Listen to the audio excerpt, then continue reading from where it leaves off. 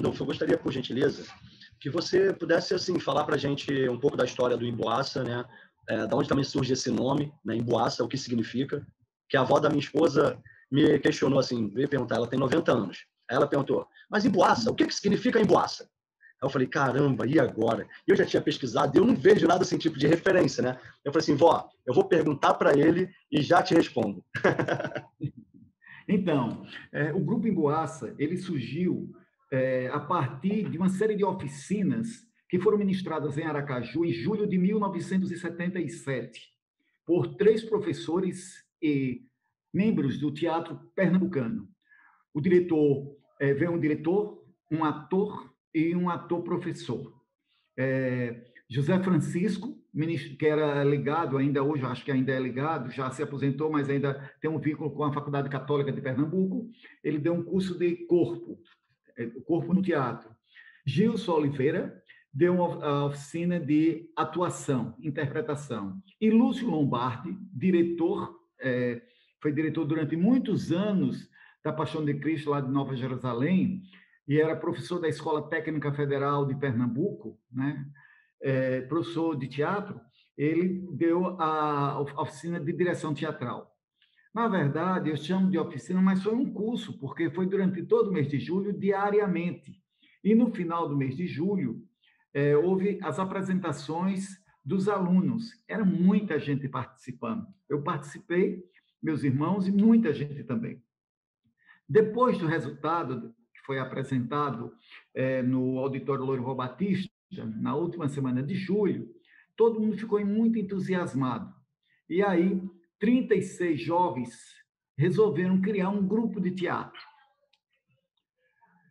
A princípio, não se sabia o que ia se fazer, que linha esse grupo iria tomar. Por que isso? Porque alguns integrantes já faziam parte do movimento estudantil da Universidade Federal de Sergipe. Nós estávamos, naquele período, na luta para a redemocratização do país, na luta pela anistia, né, restrita, e esses estudantes que já estavam dentro da Universidade Federal de Sergipe, participando do movimento estudantil e integrando esse grupo recém-criado, trouxe as ideias do movimento estudantil para dentro do grupo. E aí começou-se um debate. Bom, a sede do DCE, Diretório Central dos Estudantes, ficava na Rua de Campos, próxima à esquina da Rua de Santa Luzia. E nessa Rua Santa Luzia, quase na esquina, residia um rapaz, um embolador, aquele homem que tira versos com pandeiro, chamado Mané Emboassa. O Emboassa não era esse nome inicial, o nome do grupo. Esse grupo foi ensaiar na sede do DCE, conheceu Mané Emboassa. E ali tornou-se um encontro muito agradável. A gente via o Mané Emboassa tirando versos com pandeiro, brincando, desafiando algumas pessoas. E o grupo ficou impressionado com aquilo. Em setembro daquele mesmo ano, o Teatro Livre da Bahia, dirigido por João Augusto, veio se apresentar no Festival de Arte de São Cristóvão. E nós fomos assistir o festival, os espetáculos que estavam dentro do festival. Quando nós vimos o espetáculo do Teatro Livre da Bahia, fazendo teatro de cordel na rua, nós ficamos apaixonados e resolvemos copiar, literalmente, as ideias do Teatro Livre da Bahia. Apropriamos dessa ideia. Bem-vindo Siqueira, que fazia parte do Teatro Livre da Bahia e veio dar uma oficina a convite da Sociedade de Cultura Artística de Sergipe, SCAIS, nesse mesmo ano, em dezembro, deu uma oficina de teatro de rua e o integrante do grupo, recém-criado, Antônio Amaral, foi fazer a oficina e trouxe as técnicas, as ideias do Bem-vindo para dentro desse grupo. Em fevereiro de 78, Mané Emboassa foi assassinado misteriosamente na praia de Atalaia, aqui em Aracaju. E nós, que estávamos discutindo a ideia de fazer teatro de rua a partir da literatura de cordel, resolvemos homenageá-lo, colocando o nome do grupo, Grupo Emboassa. Grupo Teatral Emboassa foi esse primeiro nome. Bom, e o que significa a palavra Emboassa? A gente só vai descobrir o significado dessa palavra em 1986, quando da primeira viagem do grupo a Portugal para participar do Festival Interno aconteceu no mês de junho, na cidade do Porto. Lá, nós vimos uma palavra chamada embruaça. E o que significa a palavra embruaça? Briga, arruaça, confusão. Não sabemos se Mané Embuaça tinha a ver com essa história de criar confusão, de briga. Sabemos que o nome dele era conhecido popularmente como Mané Embuaça. Então, nós resolvemos homenageá-lo, porque queríamos fazer teatro de rua, como até hoje nós fazemos, né? E homenageamos um artista popular, já que a ideia do grupo era fazer um teatro com uma perspectiva popular. Então, daí o nome Grupo Embuaça e o nome Embruaça, provavelmente Embuaça, uma corruptela de Embruaça, né? Uma derivação de Embuaça, né? Isso aconteceu com várias palavras vindas do português de Portugal, que aqui teve uma outra conotação e houve algumas mudanças. Bom, falando já do nome, agora eu vou falar um pouquinho das nossas experiências na década de 1970, o período que o país era governado por uma ditadura civil-militar e que o teatro vivia sob censura, inclusive o teatro de rua, né? Antes de falar, lembro que nós temos alguns trabalhos sobre isso, né? Eu, inclusive, li recentemente, aliás, o ano passado, um trabalho de uma aluna do curso de História, ela já é formada, né? Ela apresentou já há alguns anos, num congresso de História que aconteceu em Porto Alegre. Ela estudou a censura no teatro sergipano, claro, levando para o campo da história. Como eu convivi nesse período, posso falar um pouquinho das minhas experiências e das experiências de outros grupos desse mesmo período, da década de 1970. Nós tínhamos o Departamento de Censura dentro da Polícia Federal, aqui em Aracaju. Lembro o nome da censora, Eloá, né? Uma senhora alta, tem mais ou menos 1,80 m de altura, né? E é uma figura muito séria, muito ríspida, né? Não dava um sorriso fácil, né? E nós, quando queríamos montar um texto, nós fazíamos um requerimento à Polícia Federal, ao Departamento de Censura da Polícia Federal, em Aracaju. Esse requerimento, com a cópia do texto, aliás, eram 3 cópias, esse requerimento com essas 3 cópias ia para Brasília analisar e devolver para Aracaju, e Aracaju convidava o grupo, o representante do grupo, para entregar o texto, a cópia do grupo, com as palavras que foram cortadas, ou fragmentos do texto, ou uma cena completa, né? E com o certificado de censura. O certificado com um carimbo no rodapé, embaixo. Se era 14 anos, se era livre, se era 18 anos. E no verso, algumas observações. Um outro fato bem interessante é que, na véspera da estreia, o grupo teria que fazer um ensaio geral, com tudo, para a censora. E ela acompanhava o ensaio geral com o texto censurado, com a cópia dela. Então, uma cópia ficava em Brasília, outra cópia em Aracaju e a outra cópia ficava com o grupo, né? Então, ela acompanhava. Se o grupo apresentasse qualquer cena que havia sido censurada, o espetáculo era vetado, a sua estreia. Então, a gente tinha muito cuidado de, no dia do ensaio geral, fazer exatamente como o texto veio de Brasília. Mas, na estreia, nós observávamos se havia alguém da Polícia Federal, né, ou alguém que a gente desconfiasse, e aí nós apresentávamos o texto na íntegra, né, como a gente havia pensado, né? Isso aconteceu até a década de 1980. A censura existiu até 1985, né? Nós tivemos vários problemas, porque nós acreditávamos que na plateia não existia ninguém da Polícia Federal e, de repente, nós recebíamos notificação para se apresentar na Polícia Federal para explicar os motivos pelos quais nós apresentamos textos que tinham sido censurados, frases, palavras, cenas que tinham sido censuradas. E a gente tinha que justificar os motivos pelos quais aquilo havia acontecido, né? Alguns autores tiveram seus textos completamente confiscados, censurados. Eu me lembro que Vieira Neto do Grupo Opinião do Espetáculo, teve o texto vetado, o texto Ratos de Esgotos. Esse texto só veio ser apresentado em Sergipe na década de 1990, né? Foi que Isaac Galvão e Luiz Carlos Reis montaram, mas durante todo o período da ditadura, esse texto não pôde ser montado, não pôde ser apresentado. A professora Aglaé, quando apresentou o texto Brefaz, em 1972, no Festival de Arte São Cristóvão, também teve frases, palavras vetadas. E o grupo expressionista, que era dirigido para o professor Clodoaldo Alencar da Universidade Federal de Sergipe e pela professora Aglaé, que era autora e atriz do grupo, e era também professora, ela, uma certa vez conversando, dizia, olha, a gente fazia a mesma coisa, a gente tinha as palavras vetadas, ou frases, ou cenas, e durante o processo de apresentação, na estreia a gente, de uma certa forma, respeitava um pouco, mas no processo que a gente sabia que não ia ter mais acompanhamento da Polícia Federal, a gente voltava a fazer o texto na sua íntegra. Ou seja, havia formas de tentar burlar a censura naquele período, né?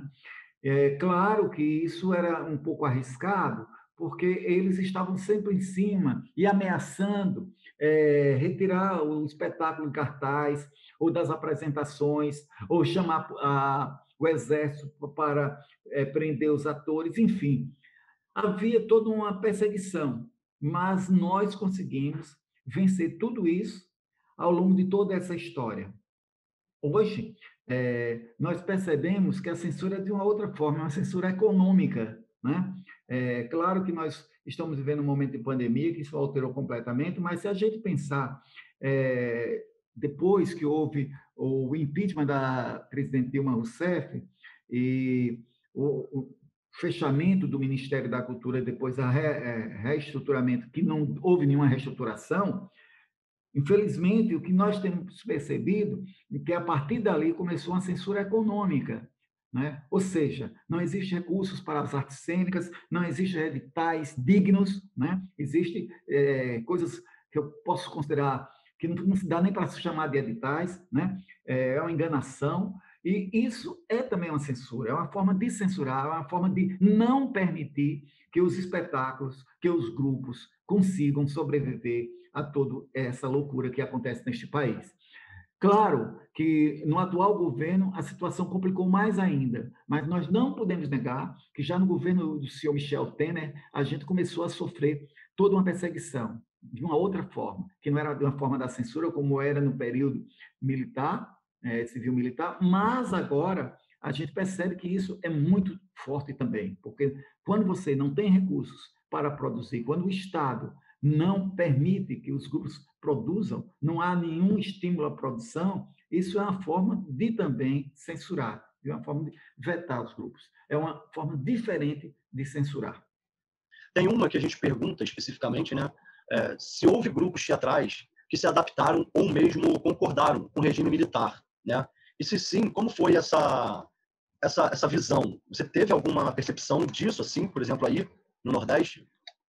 Olha, aqui em Sergipe, especificamente em Aracaju, eu não conheço nenhum grupo que concordou ou que se adaptou, ou que há grupos que eu conheço tentaram, de uma certa forma, burlar a censura, né? A gente fazia, quando eu falo a gente, eu falo dos grupos, o experimental da UFS, o grupo expressionista, grupo Raízes, Grupo Opinião do Espetáculo, Grupo Emboaça, Grifa Caca. O Grifa Caca, por exemplo, é um grupo da década de 1970, que era um grupo formado por negros. Ou seja, já havia, naquela época, um grupo aqui em Aracaju pensando num espetáculo a partir das matrizes africanas, né? Sim. E esses grupos, todos esses grupos que eu falei, inclusive o Grifa Caca, nenhum desses grupos concordou veto ao texto na sua totalidade, pensava-se em um outro texto para tentar suprir aquele, né? Eu lembro que eu também estava envolvido naquele mesmo período com um trecho de Nelson Xavier intitulado Trivial Simples, e o texto foi vetado aqui em Aracaju. Ele foi vetado porque ele tinha sido vetado também aí no Rio de Janeiro, porque havia em Brasília um controle nacional. Se o Salvador requeria a montagem de um determinado texto, e esse texto já tinha sido vetado no Rio de Janeiro ou em São Paulo, ele seria automaticamente vetado também a montagem para Salvador, em Recife, em Belém, em Fortaleza, em qualquer lugar. Ou seja, havia um controle em Brasília dos textos que passavam para lá para avaliação. Em Brasília, Sim. devem ter um excelente acervo dramatúrgico do Brasil. Não sei onde foi Que parar isso, deve. mas se não queimaram, mas deve ter um grande acervo. Hoje, a censura ela é feita de uma forma diferente, através das questões econômicas, da falta de recursos para a produção e para a circulação de espetáculos. E aí sim, e aí tem vários grupos deixando de existir, não tendo mais sua sede, porque não tem condições de bancar o aluguel do espaço. Né? No caso específico do Emboaça, a nossa sede é uma antiga escola municipal, do município de Aracaju, uma escola fundada em 1953, que estava abandonada e que nós ocupamos essa sede. Nós ocupamos ela em 1991, a partir da experiência do Vento Forte de São Paulo. E estamos nessa sede até hoje. Né? Sim, não, eu ia perguntar exatamente sobre isso, né? Sobre essa ocupação, sabe, que vocês fizeram, né? Que vocês transformaram o espaço, o imóvel, num espaço cultural. Isso é incrível, isso eu acho que falta para cá, né? Eu fiz parte de um coletivo que se chamava MASE, Movimento dos Artistas Sem Espaço. Eu que basicamente criei esse é uma associação, sabe, que a gente estava meio que fazendo reuniões semanais de 2011. Então, assim, a gente estava estudando, mapeando todos os bens, assim, os imóveis que estavam desocupados, seja da prefeitura, sejam imóveis particulares, mas que já estivessem abandonados. Mas eu sinto que falta muito isso, sabe, que eu acho que antigamente, acho que os grupos de teatro tinham muito, né? Que essa força realmente política, apartidária, parecia, né? Era uma coisa mais da sua arte contra enfrentamento de questões sociais, entende? Uhum. E agora, para mim, Então, fica um... Pode falar, desculpa. isso aconteceu. Está me ouvindo? Está me ouvindo, Leonardo? Sim, quando eu tenho que desligar o meu microfone para eu te escutar direito. Entendeu? Ok. Tá? Posso falar? É só fazer assim que aí eu continuo.